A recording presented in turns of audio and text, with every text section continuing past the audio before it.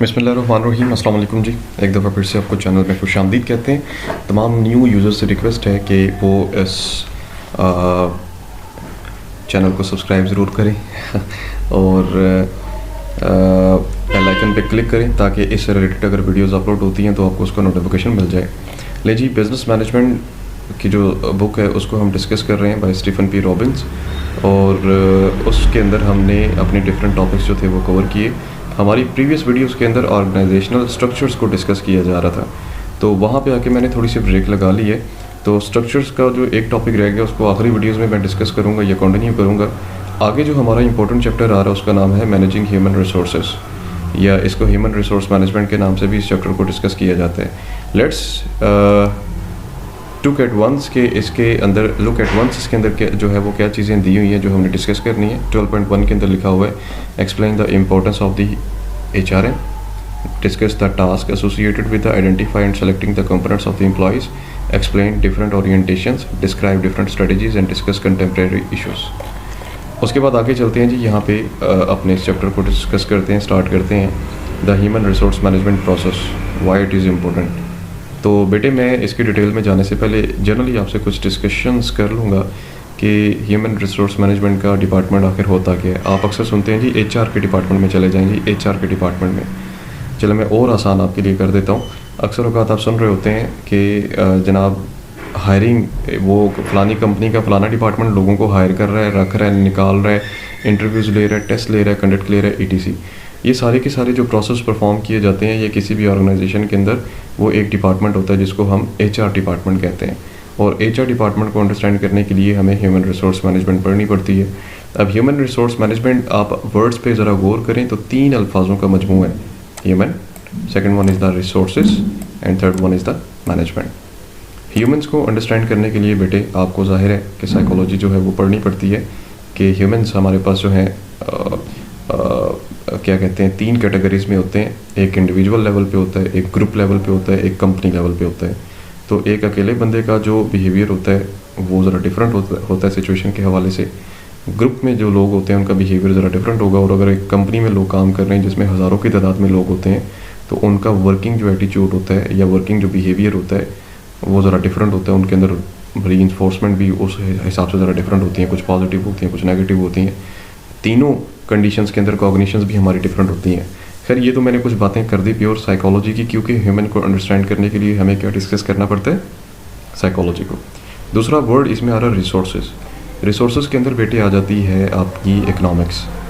Economics के अंदर हमने डिमांड एंड सप्लाई के रूल्स पढ़ने होते हैं, जैसे आप पढ़ रहे होते हैं वहाँ पे कि law of diminishing marginal utility, law of demand, law of supply, फिर मोनोपोली वगैरह को आप डिस्कस करते हैं। बेसिकली इकनॉमिक्स को आप पढ़ ही क्यों रहे होते हैं, ताकि आप अपने रिसोर्सेज को अच्छे तरीके से मैनेज कर सकें, और इस तरीके से मैनेज करें कि आप उससे प्रोडक्टिविटी गेन करें, मैक्सिमम आउटपुट कलेक्ट करें, मिनिमम आउटपुट इनपुट लगा के। तो ये जो रिसोर्सेज है, रिसोर्सेज को अंडरस्टैंड करने के लिए या इसको मैनेज करने के लिए हमें क्या पढ़ना पड़ता है, economics. Third one is the management. Management itself एक साइंस है जी, ठीक है, जो क्या करती है थिंग्स को इफेक्टिव और एफिशिएंट मैनर में कैसे ख़त्म करना है, कैसे उसको कंप्लीट करना है, उसके बारे में हमें ये बता रही होती है या सिखा रही होती है। अब चलते हैं जी आगे। वो ये कहता है कि वाई HR इम्पोर्टेंट, ठीक है। अच्छा, आखिरी बात जी मैं इसमें जाते जाते आपको ये भी बता दूं कि ह्यूमन रिसोर्स मैनेजमेंट का पुराना नाम जो है वो पर्सोनल मैनेजमेंट है, ठीक है, PERSONNEL, पर्सोनल मैनेजमेंट। और उसका फिर बाद में नाम चेंज करके HR रख दिया गया था। खैर दोनों के जो मकासद होते हैं वो सेम ही होते हैं। अब वो ये कहते हैं जी इंपॉर्टेंट क्यों जी उसकी, वो कहते हैं जी 3 रीज़न हैं, ठीक है। वो रीज़न कौन कौन सी हैं? सबसे पहली जो रीज़न आती है यहाँ पे वो ये कहता है कि first, it can be significant source of competitive advantages in the various studies have been concluded, कि इससे हम क्या कर सकते हैं कि कंपेटिटिव जो एडवांटेज होता है वो गेन कर सकते हैं। कंपेटिटिव एडवांटेज क्या होता है बेटे? कंपेटिटिव एडवांटेज कहते हैं उस बेनिफिट को या उस प्लस पॉइंट को वो जो सिर्फ आपकी फर्म के पास होता है, या आपके अंदर वो हुनर या वो स्किल्स होती हैं जो और किसी के पास नहीं होती, तो ये आप HRM के थ्रू गेन कर सकते हैं।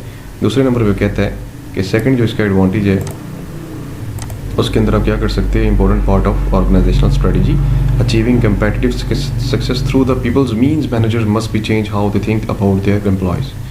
कि जो भी आप कंपेटिटिव एडवांटेजेस गेन करने के लिए स्ट्रेटजीज बनाते हो ना, वो आप लोगों के थ्रू जनाब उन स्ट्रेटजीज़ को पूरा कर सकते हैं। आप अच्छे लोग हायर करें, रखें, उनकी परफॉर्मेंसेस के थ्रू आप क्या करें, स्ट्रेटजीज़ को पूरा करें।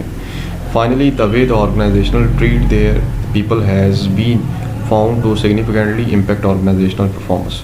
और तीसरे नंबर पे क्या होता है कि ऑर्गेनाइजेशनल की जो परफॉर्मेंस होती है वो बेसिकली मतलब कि ऑर्गेनाइजेशन की परफॉर्मेंस को भी बेहतर करने के लिए आप एचआर को डिस्कस करते हैं, उसके प्रोसेस के ऊपर आप क्या कर रहे होते हैं, गौर कर रहे होते हैं। ठीक है, high performances work practices, practice makes a man perfect. ठीक है, बट नॉट ऑलवेज, हमेशा ऐसे नहीं होता, लेकिन ये है कि अगर आपने किसी भी मकसद को हासिल करना है तो उसके लिए प्रैक्टिस ज़रा ज़रूरी होती है। जैसे आप लोग को अगर डेली बेस पे लेसन पढ़ाया जाता है तो उसके लिए इंपॉर्टेंट चीज़ क्या होती है कि आपने प्रैक्टिस करनी है। तो जैसे आप डेली का लेसन डेली पढ़ते हैं, प्रैक्टिस करते हैं, माशाल्लाह अगले दिन जब मैं सुनता हूँ तो आप ठीक सुना देते हैं, तो ये भी एक किस्म की प्रैक्टिस ही होती है। तो अगर आप ये डेली बेसिस पे ये काम करते रहेंगे तो इंशाल्लाह आपका लेसन जो है वो क्या है पहले से ज़्यादा बेहतर होगा।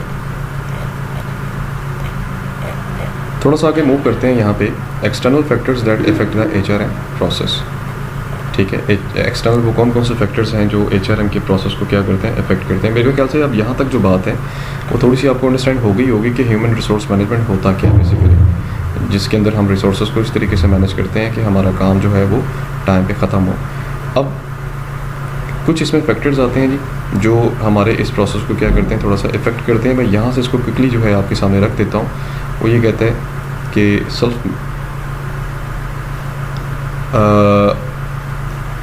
वो एक्सटर्नल फैक्टर जो हैं, मतलब उसमें इकोनॉमिक फैक्टर होता है, उसमें कल्चरल फैक्टर होता है, टेक्नोलॉजी का फैक्टर होता है, उसके बाद कुछ एक्सट्रिंसिक वैल्यूज़ होती हैं जिसकी वजह से क्या होता है कि प्रोसेस थोड़ा सा डिस्टर्ब होता है। मैं जो एचआर का प्रोसेस है उसके ऊपर आऊँगा। जो एक इम्पोर्टेंट क्वेश्चन बनता है कि इस प्रोसेस के अंदर कौन कौन से स्टेप्स शामिल होते हैं। तो यहाँ पे प्रोसेस से पहले चले मैं हाईलाइट कर देता हूँ उन फैक्टर्स को। मैंने जैसे 3-4 फैक्टर्स के नेम आपके सामने रखे थे जो एक्सटर्नल फैक्टर्स हैं जो इफ़ेक्ट करते हैं। उसमें एक इकोनॉमी का एक फैक्टर है जी जो डिस्टर्ब करता है थोड़ा सा। उसके बाद एम्प्लॉयज़ लेबर यूनियंस आ जाती हैं जो क्या करती हैं, उसको थोड़ा सा इम्पेक्ट करती हैं, ऑर्गेनाइजेशन के इस प्रोसेस को स्लो कर देती हैं। फिर उसके बाद लीगल इन्वायरमेंट फॉर्म्स आ जाती हैं। ये बस एक सेल्फ स्टडी वाला है, ये आपने पढ़ लेना है। इसमें से जो है वो थोड़ी सी आपकी अंडरस्टैंडिंग अच्छी होगी। मेन जो है वो है आपका एचआरएम का प्रोसेस। तो बेटे आप ये देख सकते हैं जैसा कि ये प्रोसेस जो है 1 2 3 4 5 6 7 स्टेप्स पे मुश्तमिल है। यहाँ पे इसका एक्सटर्नल इन्वायरमेंट है, ऊपर भी इसका एक्सटर्नल इन्वायरमेंट है जो कि हमारे आगे क्वेश्चन में ये चलेगा। इसको हम वहाँ पे आके क्या करेंगे, डिटेल के साथ डिस्कस करते हैं। थोड़ा सा मैं क्विकली आगे आता हूँ। Identify and selecting the competent employees. अब ये मेन क्वेश्चन आ रहा है आपके पेपर के अंदर। ये क्वेश्चन आएगा how you can select the competent employees या what are the process of selecting the employees. ये एक मेन टॉपिक है जी। अब इसके अंदर जो सवाल आता है ये एचआरएम प्लानिंग है। ये डेफिनेशन अक्सर औक़ात पेपर में भी आ जाती है कि एलैबोरेट द एचआरएम प्लानिंग। मैं इसको यहाँ तक रखता हूँ, बाकी थोड़ा सा वीडियो जो है उसकी लेंथ बढ़ रही है, या लेंथ अभी मेरे ख्याल से हाँ अभी तक 8 मिनट पे लेंथ चल रही है। ठीक है, अभी हमारी इसको कंटिन्यू रखते हैं। आज थोड़ा सा लेक्चर जो है वो हमारा एक्सटेंसिव होगा, बड़ा होगा, तो माइट बी पॉसिबल कि हमारे माइनट्स जो हैं वो ज़्यादा लगें इसमें। Identify and selecting competent employees कैसे होता है, वो कहते हैं सबसे इसके लिए तरीक़ेकार ये है कि आपने क्या करना है कि आप 3 प्रोसेस को रिपीट करें। अगर आप ये चाहते हैं कि आप कॉम्पिटेंट एम्प्लॉयज़ को सेलेक्ट करें तो आप इन 3 प्रोसेस को क्या करें, रिपीट करें। ह्यूमन रिसोर्स प्लानिंग, उसके बाद रिक्रूटमेंट, फिर D recruitment and selection.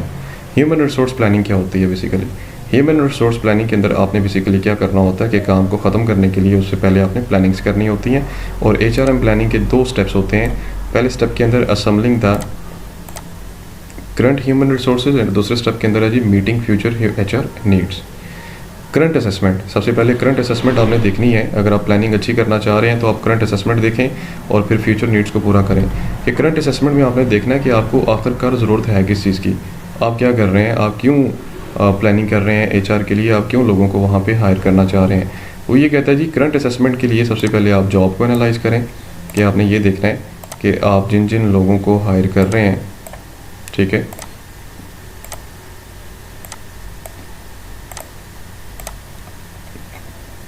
Job analyse आपने करनी है कि जिन जिन लोगों को आपने जिस भी प्लेटफॉर्म के लिए हायर करना है कि क्या वाकई उस प्लेटफॉर्म के लिए आपको उस किस्म के बिहेवियर का बंदा चाहिए, मिल जाएगा आसानी से, ज़रूरत है भी है या नहीं है। तो ये बेसिकली क्या होती है, आपकी जॉब एनालिसिस होती है बेटे। ये इंपॉर्टेंट डेफिनेशन है, पेपर में भी आती होती है।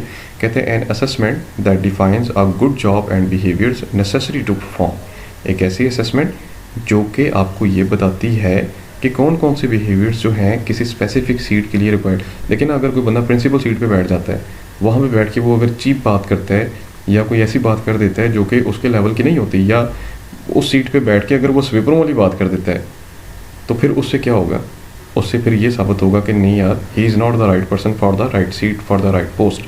ही have to discuss the matter openly in open merit. ठीक है। उसके बाद दूसरे नंबर पे इसमें आता है आपकी करंट असेसमेंट के अंदर, वो कहते हैं जॉब डिस्क्रिप्शन। डिस्क्रिप्शन क्या होता है, जैसे डॉक्टर के पास जाते हैं, डॉक्टर साहब पेट में दर्द है, तो वो डिस्क्रिप्शन आपको लिख कर दे रहा होता है जी आपने ये करना है, ये नहीं खाना। वो कहते हैं a job description is a written statement describing the job, typically job content, environment, conditions of the employees. अब इसके अंदर बेसिकली ये तीन चीज़ें हैं, मतलब कि जिसके अंदर जॉब कंटेंट होता है, एनवायरनमेंट होता है और कंडीशंस होती हैं एम्प्लॉयमेंट की। ये बता दी जाती हैं आपको कि भाई ये जॉब का डेजिग्नेशन है, जॉब कंटेंट, भाई ये एनवायरनमेंट है, क्या फील्ड की जॉब है या ऑफिस की जॉब है, और भाई ये टर्म्स एंड कंडीशंस होंगी कि मतलब कि इतनी पे आपको मिलेगी, ये बेनिफिट्स आपको होंगे, ये आपके टास्क वगैरह होंगे। ये बेसिकली भी मैं किसकी बात कर रहा हूँ, करंट असेसमेंट की बात कर रहा हूँ। तीसरे नंबर पे इसके अंदर आता है, वो कहता है जॉब स्पेसिफिकेशंस की बात करता है कि जॉब स्पेसिफिकेशंस के अंदर वो क्या होता है कि स्पेसिफिकेशंस आपको बता देते हैं, जैसे मोबाइल्स की स्पेसिफिकेशन होती हैं जी, कैमरा 4G हो गया, MP3, MP2, ETC। और वो ये कहते हैं इसी तरह कि states that's a minimum qualification that a person must be process to successfully platform a given job, कि कम से कम क्वालिफिकेशन क्या होनी चाहिए, क्या आपकी स्किल्स होंगी जो कि उस जॉब को परफॉर्म करने के लिए ज़रूरी है। तो उसके बाद ये बेसिकली करंट असेसमेंट के अंदर ये बात आ रही होती है। नेक्स्ट इसके अंदर आती है जी मीटिंग फ्यूचर HR नीड्स, कि हमारी जो HR प्लानिंग के अंदर जो पहला स्टेप आता है, जिसके अंदर हमने ये देखा था कि हम क्या करते हैं, HR प्लानिंग करते हैं। उस प्लानिंग के अंदर दो स्टेप हैं कि assessing current human needs and meeting the HR needs.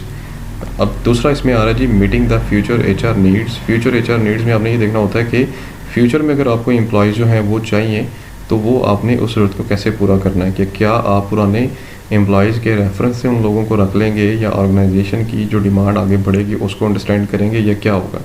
ये सारी की सारी चीज़ें जो हैं ये आपने क्या करनी होती हैं, ये अंडरस्टैंड करनी होती हैं। सेल्फ स्टडी है जी, पैराग्राफ्स को आपने पढ़ लेना है।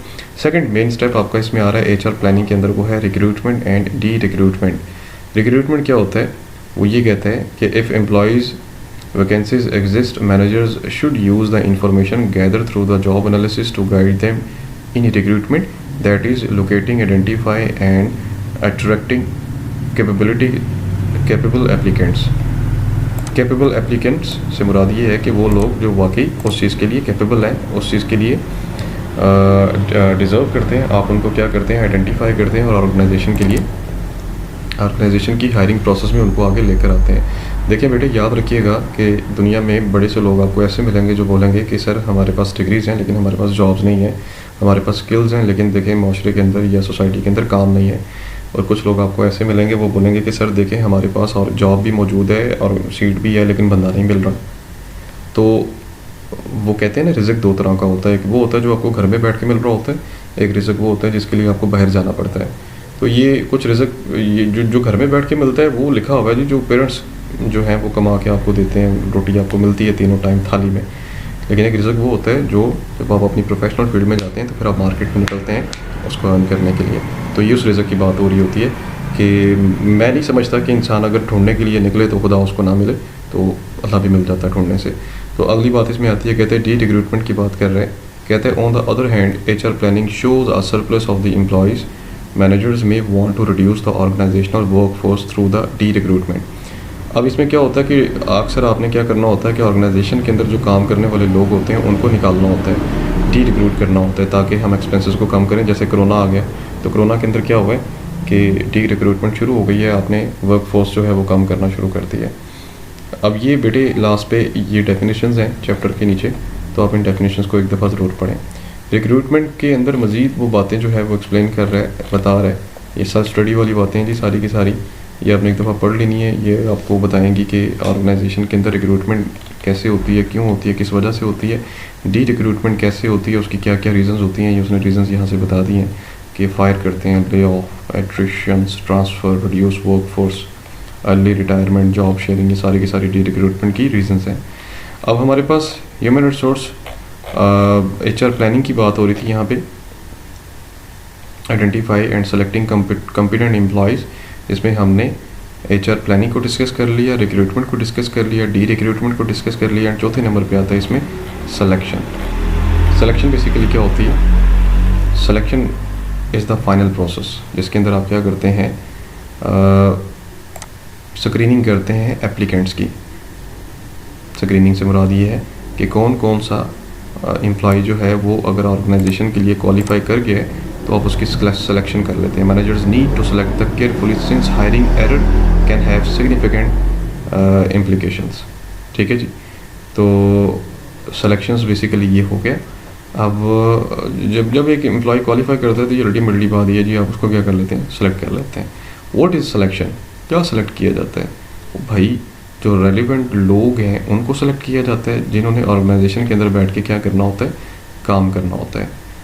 अब थोड़ा सा आगे हम मूव करते हैं। सिलेक्शन जब हम करेंगे, पहली चीज़ तो ये कि आपने वोट क्या सेलेक्ट किए। सिलेक्शन के अंदर ये बातें आपने लिखनी है, बतानी है कि सर हमने जो है हर उस बंदे को सिलेक्ट करना है जो कि एक लंबे प्रोसेस से ऊपर से गुजर के नीचे आ रहा होता है, जिसके अंदर जॉब से रिलेवेंट क्या होती हैं, स्किल्स मौजूद होती हैं। दूसरे नंबर पे वो ये कहता है कि आप वैलिडिटी एंड रिलायबिलिटी चेक करें कि जिस भी बंदे को आपने सेलेक्ट करना है कि क्या वो उस जॉब के लिए वैलिड है भी है कि नहीं है। वैलिड से मुराद ये है कि जैसे वैलिड होता है ना, सर हमने अपना वेट मेजर करना है, तो आप वेटिंग मशीन के ऊपर खड़े होते हैं, तो क्या वो वेटिंग मशीन वाकई वेट मेजर करने के लिए बनाई गई है। इसी तरह रिलायबिलिटी ये होता है कि अगर वेटिंग मशीन आपने वेट मेजर करने के लिए बनाई है, इसका मतलब ये है कि वो वैलिड है, तो क्या वो रिलायबल है? क्या 10 साल के बाद अगर हम किसी खातून का उसमें वेट मेजर करेंगे तो वो क्या सही वेट बताएगी? ठीक है, तो ये बेसिकली क्या होता है, ये रिलायबल। तो हमने जो भी बंदा रखा है, क्या वो बंदा सही हमने बंदा सेलेक्ट किया उस पोस्ट के लिए, तो क्या वो रिलायबल है भी है कि नहीं है, लॉन्ग टर्म चलेगा कि नहीं चलेगा। उसके बाद टाइप ऑफ सिलेक्शन टूल्स की बात कर रहे हैं जी इसमें, कि आपने एम्प्लॉयज़ को सेलेक्ट कैसे करना होता है। बेस्ट टूल आप यूज़ करें जी। ये पेपर में एक सेपरेट क्वेश्चन भी आया हुआ था कि टाइप ऑफ सिलेक्शन टूल्स, जिसमें आप जनाब क्या करें, एप्लीकेशन फॉर्म्स लेते हैं, रिटन टेस्ट लेते हैं, परफॉर्मेंसिबिलिटी टेस्ट होता है, इंटरव्यूज़, बैकग्राउंड इन्वेस्टिगेशन चेक होती है, फिजिकल उसका एग्जामिनेशन होता है। ये सारी की सारी चीज़ें एक दफ़ा आपने और डिस्कस कर लेनी है। ये नॉर्मलाइज चीज़ें हैं, वो चीज़ें हैं जो कि यूज़ होती रहती हैं एक नॉर्मल रूटीन के अंदर। नेक्स्ट वन इज़ द, बस ये टॉपिक आपका कंप्लीट हो रहा है जी। रियलिस्टिक जॉब प्रीव्यू की बात कर रहे हैं जी, RJP। अब इसमें कहते हैं to increase employees job satisfaction and reduce turnover, managers should consider a RGP, which is the one of the include the both positive and negative information about the job and the company। ठीक है, अब ये चीज़ ज़रा ज़रूरी होती है जी। अगर आप चाहते हैं कि आपका एम्प्लॉय लंबे अरसे के लिए काम करे, तो उससे आपको पता चलना चाहिए आपकी ऑर्गेनाइजेशन के बारे में, अच्छे और जो बुरे कमेंट्स होते हैं उसके बारे में। अगर आपको ये चीज़ मिलती जाएगी तो फिर आप जो है वो क्या करेंगे, इजीली उसको ऑर्गेनाइजेशन के अंदर रिटेन भी कर लेंगे। So this was the topic जी। बड़ा लेंथी और बड़ा ज़बरदस्त किस्म का आज का टॉपिक था, और बड़ी सी चीज़ें आपको इसमें से सीखने को मिलेंगी। पेपर पॉइंट ऑफ व्यू से बड़ा इंपॉर्टेंट ये चैप्टर है जी। इसमें से एक लॉन्ग क्वेश्चन मस्ट आता है और शॉर्ट डेफिनेशंस भी आती हैं। तो अगला जो है इसका पार्ट जो है हम अगली वीडियो में डिस्कस करेंगे, providing employees with the needed skills and knowledge. तब तक के लिए मुझे इजाज़त दें, अपना बहुत सारा ख्याल रखें। अल्लाह हाफ़िज़।